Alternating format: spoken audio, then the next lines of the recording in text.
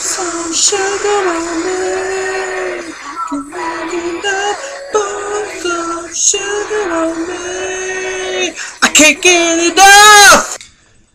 Well, it turns out you can get enough. Enough sugar, that is. Especially if you're a type 2 diabetic. Too much sugar in a diabetic can lead to coma and death. And diabetes isn't just a small problem. 23.6 million people in the US have been diagnosed with type 2 diabetes. That is 7.8% of the population. And each year, 1.6 million people are diagnosed with diabetes. Not only that, in the US alone, there are 57 million people who are at risk of becoming a type 2 diabetic. That's right, you heard me right. 57 million people. Now that's a big number. And I know my numbers, and 57 million is a big number. But Alec, I thought diabetes was an old-person disease. Well, while it is true that those who are old are more susceptible of becoming a diabetic, since the aging makes the bodies less tolerant of sugars, it isn't the only reason you get diagnosed with diabetes. In fact, the choices you make in your very youth can determine whether you become a type 2 diabetic. Most Americans, most likely you too, eat an unhealthy diet. An unhealthy diet leads to becoming overweight, and when you're overweight, the fat cells in your body get in the way of your insulin production in your pancreas, and that is type 2 diabetes. But Alec, why is the insulin so important? Well, the job of insulin is to break down the excess sugars that you have in your blood. But the insulin can't do its job due to your unhealthy eating habits, the fat getting in the way. And this rise in blood sugar has many effects on your overall health. If you are a type 2 diabetic and you don't monitor your blood sugar with a monitor such as this, and then your blood sugar rises, it can have some undesirable effects. When people have high blood sugar, it's called hyperglycemia. When in the hyperglycemic state, the buildup of sugar can cause an increase in urination.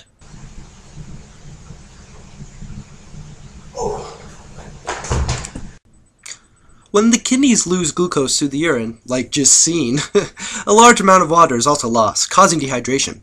This dehydration can lead to a coma and even death. Death by sweetness. Too sweet for your own good, I guess. Or I guess you can get enough sugar, so stop pouring it on me. But not only are the short-term side effects of being hyperglycemic scary, if one tends to be in the hyperglycemic state for a long period of time, there can be some serious outcomes. Did you know having too much sugar in your blood lowers the amount of blood that is able to get out to the extremities, which kills cells and can lead to amputation? In a war on sugar intake, the casualties might be your feet, arms, or legs.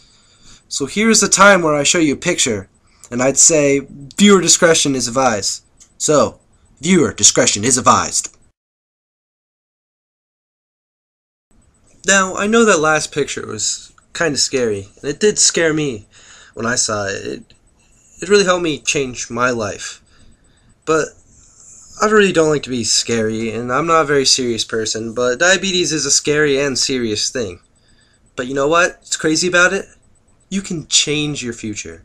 That's right, you watching this YouTube video, you have all the power in the world to change the outcome of your future. And you know what? You've already started to do something. You've searched the vast video archive of YouTube to watch this video of me, to gain insight. Or, well, what little insight I can provide. And the insight I can provide is tell you what you can do to prevent this disease. A major way of prevention is to make healthier eating choices. Don't munch on too many complex carbohydrates. Instead, go for healthier options and eat whole grains. Although it's not clear why, whole grains may reduce your risk of developing diabetes and help maintain your blood sugar levels. Try to make at least, I'd say, half of your grains whole grains. And many of the foods made from whole grain come ready to eat, including various types of breads, pasta products, and many cereals. Look for the word whole on the package or in the first few ingredients on the ingredients list. Not only must you eat healthy, but you must exercise.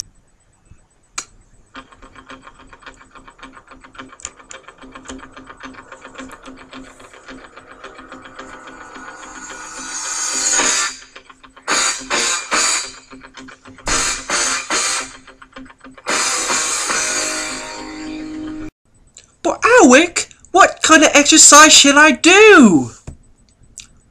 But what exercise do you do? Well, Most doctors recommend that you do an exercise or an activities that will raise your heart rate. I'd say do moderate activity for 2.5 hours a week, or try to do a vigorous activity for 1.25 hours a week.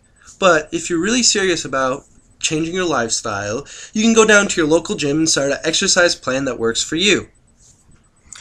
It really doesn't matter what you do to exercise as long as you're getting out there and using your body.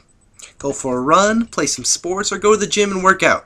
Just don't sit on YouTube all day looking at videos of cute kittens doing something cute and funny. You know what? If you're really motivated, stop watching me speak right now. You can come back later, you can complete it later, it doesn't matter. But stop watching me right now, go for a jog, really get your blood pumping. I'll wait. Back already. Well, I hope you didn't use your time to grab a smoke.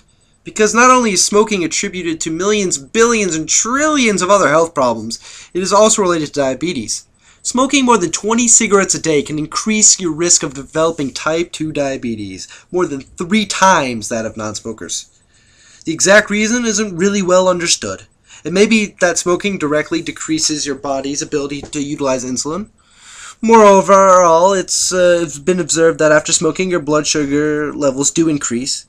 So you know what? For heck's sake, here's another reason to stop smoking. I'm on fire. I want candy. I want candy. I want candy. I want food. Now tell me, do you want candy? I hope after, my whole spiel, you might want to lay back on the sweet treats a little bit. And now, I'm going to speak to you. If you are at risk and overweight and over 45, you should get checked out by a doctor, ASAP. If you're under 45, get out there. It's all up to you. Changing your lifestyle could save your life.